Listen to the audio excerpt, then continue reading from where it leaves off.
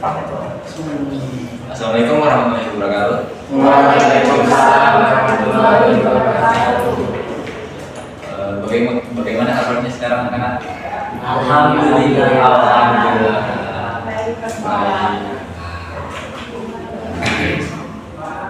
Baik, sebelum memulai kegiatan pada siang hari ini, alangkah baiknya kita berdoa terlebih dahulu ya. Ada yang mau memimpin doa? Oke, baik, silahkan Ustaz. Baiklah, untuk mengawali pada kegiatan pada hari ini, mari kita berdoa terlebih dahulu. Berdoa selesai. Oke, sebelumnya terima kasih pada Mas Saleh yang sudah memimpin doa.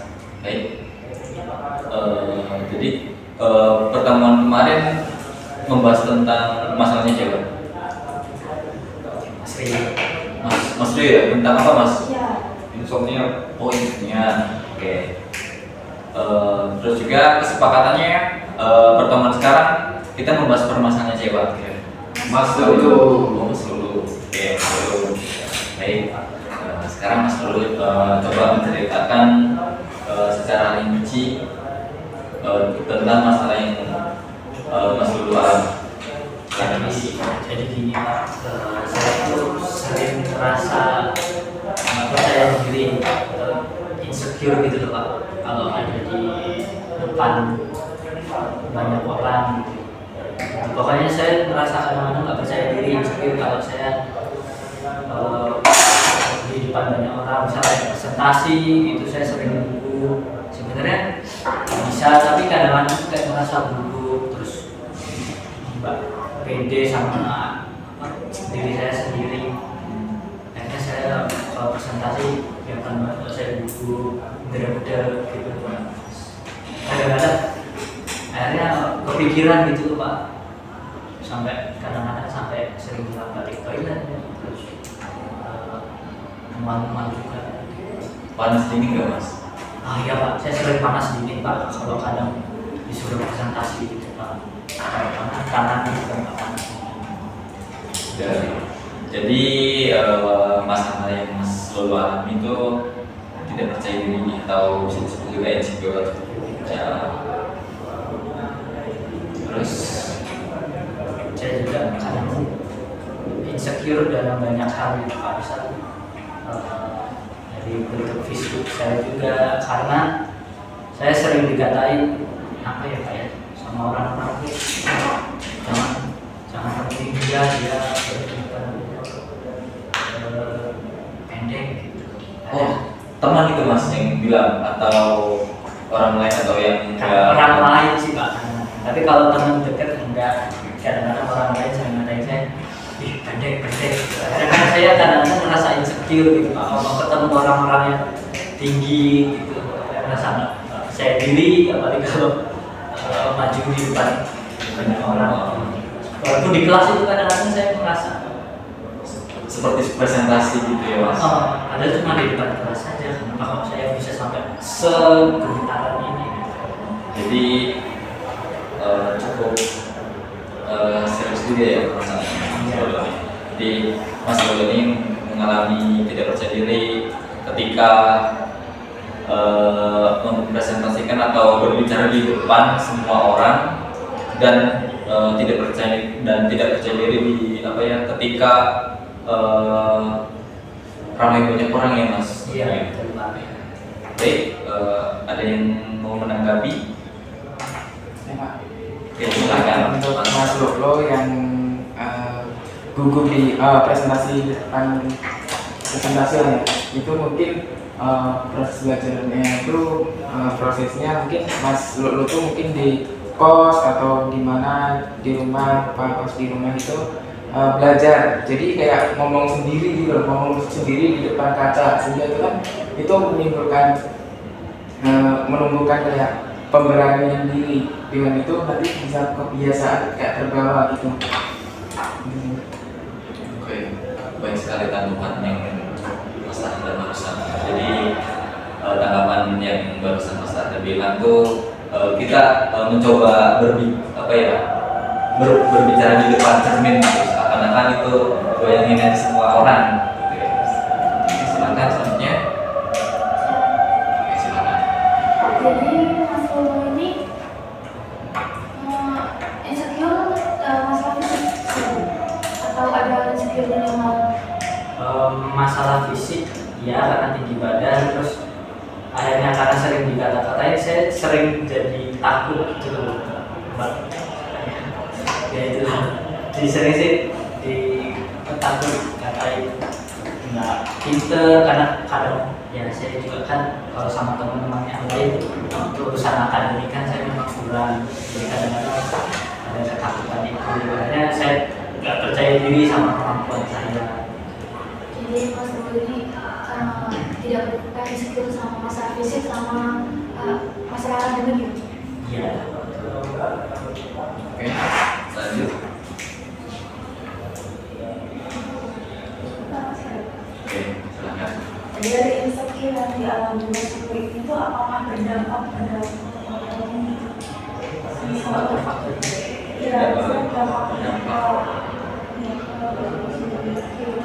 Kehidupannya Mas Bobo ketika Mas Bobo tidak bisa dibuat sama orang itu apakah ada dampaknya atau seberapa jauh gitu? Kalau dampaknya karena secure ini saya ngerasa ya akhirnya teman saya itu jadi sedikit itu yang mau apa, mungkin ini dari pikiran saya aja, tapi kayak nerimanya saya itu cuma sedikit orang, teman saya juga jadi ya teman dekat saya jadi ya, sedikit lah, bukan cuma beberapa orang yang saya rasakan sama ini gitu sih. Dan saya juga akhirnya lebih senang untuk menyendiri, tapi kadang-kadang juga sulit bersosialisasi sama orang.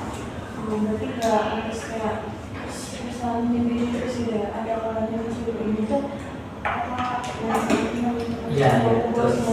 Ya, ada kalanya saya pengen menyendiri, ada kalanya saya pengen kumpul sama teman-teman. Tapi tetap kalau di banyak orang yang nggak dekat sama saya sering merasa insecure. oke, selanjutnya suara kita. Saya mau tanya, kan Mas Bobo tadi nggak percaya diri kalau presentasi gitu ya, jadi di akademi sekolah terus kalau di diri sendiri itu fisik. Nah, kalau di keluarga tuh gimana? Apakah di keluarga juga kurang percaya diri atau keluarga itu bisa menerima? Kalau di keluarga saya kurang tahu ya keluarga saya, karena kan orang tua saya kan sibuk kerja, jadi waktu di rumah itu cuma sedikit aja. Orang tua saya mungkin dari sore sampai pagi aja, dan itu ya kan orang tua kerja, jadi kadang kan capek ya kalau jadi menghabiskan waktu sama keluarga cuma di waktu weekend aja lah, Sabtu Minggu, waktu itu. Terus tadi pertanyaannya apa lagi? Itu aja, jadi kayak di keluarga itu apakah berpengaruh gitu? Harusnya ada masih pengaruh nggak yang bisa jadi Mas Bobo itu nggak percaya diri di luar? Kalau pengaruh ya mungkin kalau keluarga ini enggak ya, tapi kalau misalnya kayak keluarga Bisa.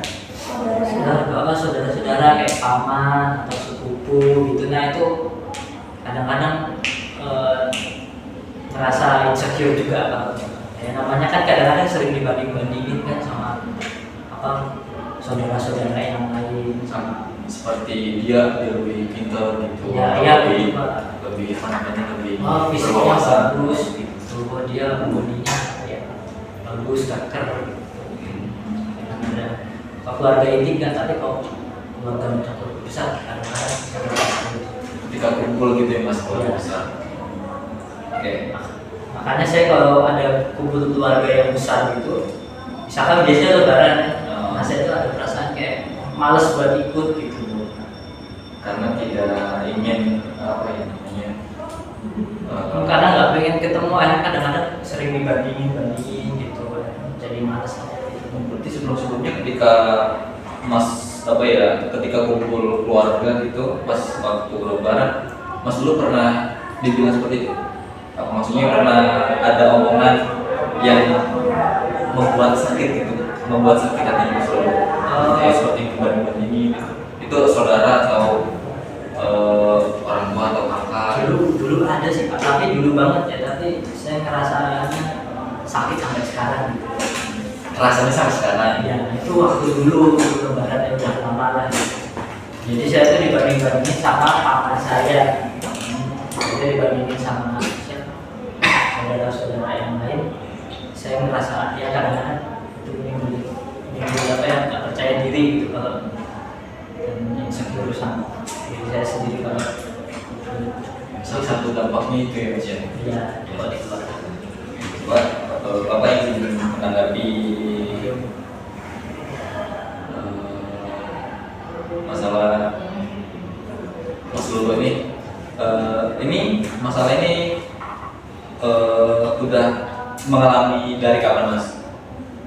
Entah dari SMP atau SMA, entah itu dari kecil, Kemungkinan dari kecil sih Pak.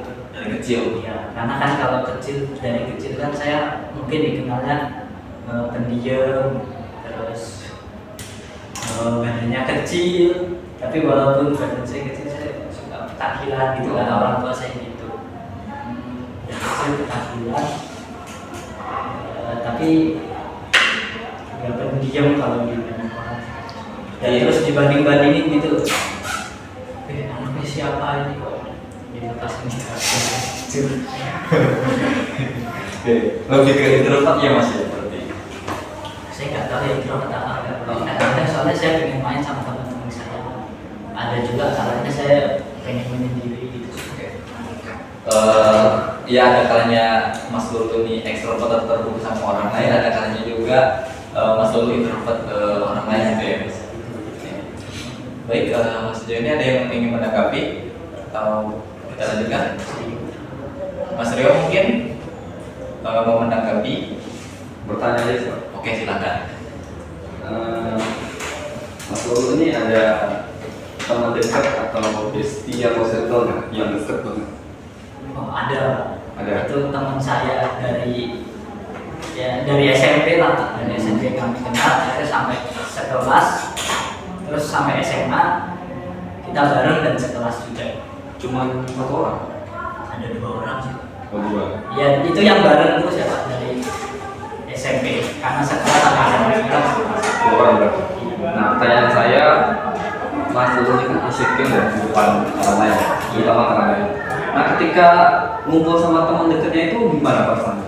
Nah, Biasa aja atau tetap insecure? Nah kalau anehnya juga kalau saya kumpul sama teman dekat saya nggak pernah malu-malu Pak, nggak pernah merasa insecure, nggak pernah merasa apa ya kurang pede gitu Pak. Malah Pede saya, aja gitu? Iya, malah saya kalau sama teman dekat saya malah dibilang katanya malu-maluin gitu. Oke, paham. Dibilang seperti itu sama teman dekat nih. Itu teman dekat ya Mas. Ya, tapi ketika di depan banyak orang saya sering gugupan gitu. Sering kalau namanya ini gitu. Ya kalau misal ini Mas Lulu jalan nih sama teman dekatnya Mas Lulu ke tempat keramaian, kira-kira Mas Lulu bakal kayak ibarat ngelakuin seperti ketika apa yang katanya tahlilan gitu, kira-kira ngelakuin atau enggak? Biasanya kan ada tuh orang ketika dia membawa teman dekatnya gitu, ya sifatnya seperti itu. Jadi terbuka gitu walaupun di keramaian. Nah, kalau sama teman saya kalau di tempat terbuka mungkin ini saya ada merasa insecure juga ya karena kan kadang-kadang melihat fisik tampilan fisik mereka yang badannya bagus-bagus, nah badan saya kan kecil dikeprek itu mungkin habis. Lalu selanjutnya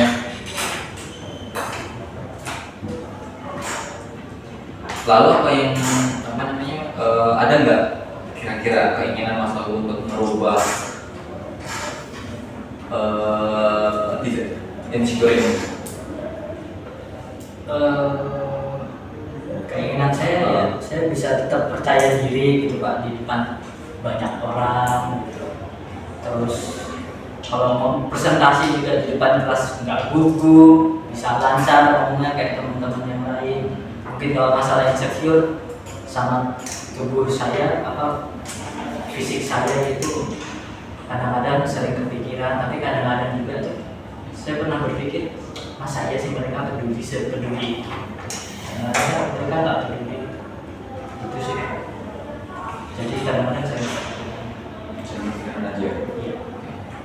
selanjutnya Mas Lul, ada nggak tindakan untuk mencegah permasalahan yang Mas Lulu alami? Tindakan yang selama ini saya lakukan itu ya Seperti apa? kadang-kadang saya ini mau presentasi, sebelum presentasi bisa saya 2 hari lagi nih nanti mau presentasi banyak orang. Saya kadang-kadang berbicara dulu di depan kaca gitu Pak, sambil ngomong sendiri, terus kadang-kadang sampai ke kamar mandi juga ngomong sendiri. Itu buat persiapan presentasi ke depan. Itu sih Pak. Terus apakah itu tindakan itu efektif oleh Mas Lulu? Terkadang efektif, kadang enggak juga Pak. Jadi pernah ada kala saya sudah mempersiapkan itu jauh-jauh hari, tapi malah saya di depan tetap gugup aja gitu. Iya. Sudah pernah mencoba, Tapi sudah tidak pernah tidak efektif. Iya. Baik, silakan teman-teman menanggapi apa? Tadi kan Mas Lul ini pernah mencoba untuk berbicara di depan kaca untuk melatih percaya dirinya. Nah, ada nggak sih kira-kira dari teman yang ingin menanggapi? Kalau saya tuh menentang ini, insecure itu nggak semuanya salah.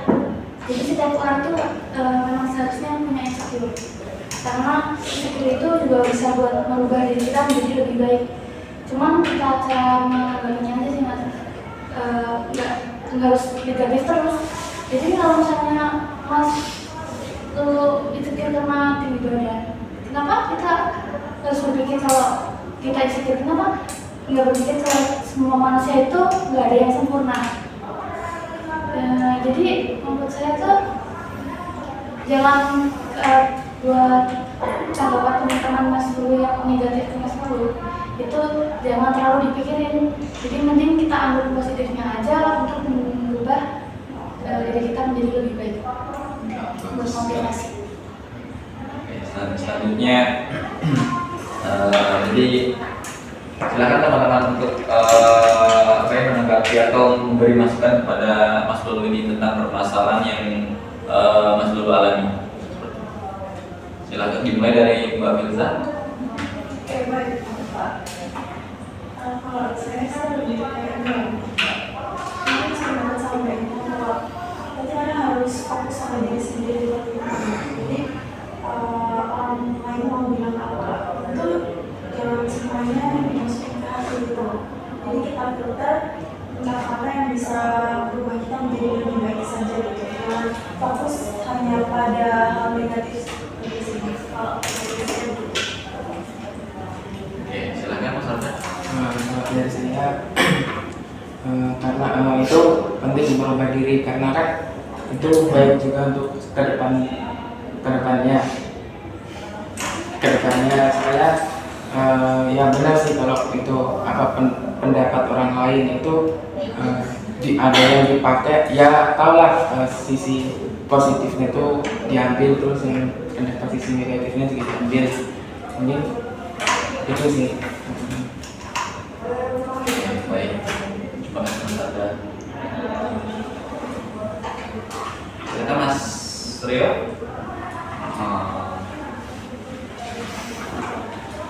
Gini Mas, apa ya? Yang namanya hidup ya, pasti ada lah kritikan atau apapun omongan dari orang lain. Menurut saya ya nggak usah nggak usah terlalu dipikirin, nggak usah dipikirin terlalu dalam. Semua orang juga punya kekurangan, termasuk saya sendiri. Ya intinya ya fokus aja ini benerin diri sendiri itu lebih baik lagi. Dan yang tadi juga yang insecure tuh saran saya coba datang ke tempat keramaian atau ya dimanapun itu yang keramaian datang sendiri tanpa ada teman. Di situ pasti bisa melatih bisa melatih mental juga, pasti ya insya Allah bisa. Terima kasih. Kalau saya juga sependapat sama teman-teman semuanya, nggak usah terlalu memikirkan omongan orang, karena mungkin omongan orang itu juga berpengaruh apa-apa kan di dunia kerja. Jadi fokus ke diri sendiri, ambil positifnya aja. Terus juga upaya yang udah dilakuin kayak tadi mencoba bicara pendidikan sendiri, ya udah bagus. Terus kayak saya tuh bisa lebih melibatkan sendiri lagi kalau pendidikan. Jadi selanjutnya pendapat teman-teman bagus-bagus semua. Apakah bisa diterima oleh Mas Lulu? Ya, saya bisa menerima pendapat teman-teman. Terima kasih teman-teman sudah memberikan masukan dan pendapatnya pada saya untuk mengurangi rasa insecure pada diri saya. Saya bisa menerimanya dan masukan juga bagus-bagus. Dan saya juga sependapat Mas sama teman-teman. Jadi jangan apa ya, yang ngelakuin kan kita sendiri kan, bukan orang lain. Jadi nggak usah terlalu dipikirin omongan atau kata sama orang lain. Kalau misal dia lebih pintar dari saya gitu, ya udah kita cuma bisa berusaha lagi gitu Mas. Jadi kita tetap berusaha untuk lebih ditingkatkan value gitu Mas. Terus kira-kira planning Mas Lulu ke depannya gimana Mas? Langkah-langkah yang apa yang mau dilakuin? Langkah-langkah yang mau saya ambil ke depannya, mungkin saya juga akan ambil pendapat dari teman-teman juga, karena tadi kan pendapatnya bagus-bagus ya. Seperti kedepannya saya akan melakukan lebih banyak bersyukur juga sama apa yang sudah ada dalam diri saya. Dan karena semua orang itu kan nggak ada yang sempurna, jadi juga saya harus bisa menerima apa yang saya miliki. Intinya tetap bersyukurlah apa yang saya inginkan. Terus juga kedepannya saya mau mungkin benar kata Mas Rio tadi, bisa jalan sendiri gitu di keramaian, biar sebenarnya juga kan nggak ada apa-apa mungkin ya Mas Rio. Nggak ada orang yang memperhatikan ya saya dengan inilah, dan itu juga omongan-omongan orang kadang juga nggak berpengaruh gitu. Mungkin saya juga harus berpikir positif gitu sih. Kalau juga yang menambahkan sedikit ya. Jadi jangan terlalu dipikir sama omongan orang. Jadi nanti omongan orang tuh motivasi diri kita sendiri, motivasi kita sendiri. Juga selalu berusaha dan juga teman-teman pernah dari band dan juga tadi kan bilang tidak ada orang yang sempurna kan. Jadi ya tetap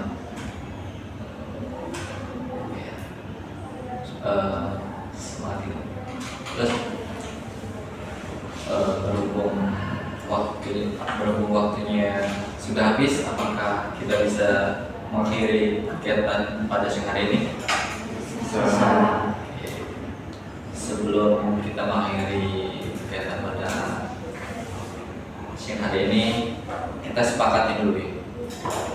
Kira-kira di pertemuan selanjutnya membahas masalahnya siapa? Mas Adam. Oke, baik Mas Anda. Oh iya, tentang apa Mas masalah yang Mas Anda alami? Putus cinta. Putus cinta. Oke, menarik sekali ya. Oke.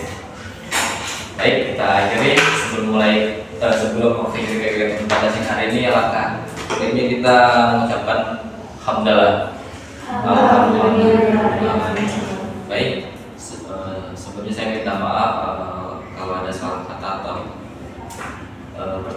percakapan yang tidak enak hati untuk teman-teman, tolong dimaafkan. Wassalamualaikum warahmatullahi wabarakatuh. Waalaikumsalam warahmatullahi wabarakatuh.